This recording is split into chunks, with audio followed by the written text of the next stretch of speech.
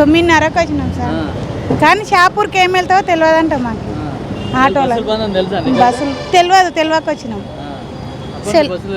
లేవు 400 ఇవ్వమంటున్నారు. తెలియదు, పిరి బస్సు కదా, పిల్లలు నాష్టాలు ఇచ్చినాము, అట్లానే పోతున్నాం సెలవులు ఉండవని.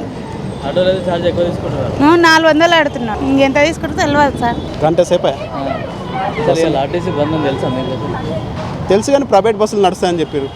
ప్రైవేట్ బస్సు కూడా నడపలేదు. ఆటో వాళ్ళు ఎంత ఛార్జ్ అడుగుతున్నారు ఒక ఆటోలో? ఆటో వాళ్ళు 50 రూపాయలు, 100 రూపాయలు. బస్సులో పోతే ఎంత అవుతుంది టికెట్? బస్సులో పోతే ఎస్ఆర్ఆర్ పోయే వరకు 35 రూపీస్. పాస్ ఉంటాయి కదా, మాకు పాసులు ఉన్నాయి కాబట్టి పాస్ ఇప్పుడు సడన్గా బంద్ చేశారు. నిన్ననేమో నడుస్తాయని చెప్పారు, ప్రైవేట్ బస్సులన్నా నడుస్తాయన్నారు. ఇప్పుడు ఏ బస్సులు నడుస్తలేదు. అంటే మీరు ఏం చేస్తారండి? జాబ్ చేస్తాం. బస్ స్టాండ్కి వచ్చాను అర్ధగంట పైన బస్సులు. ఇలా అసలు బస్సులు ఆర్టీసీ స్ట్రైక్ అని తెలుసా మీకు? తెలుసు, న్యూస్లో తెలుసు.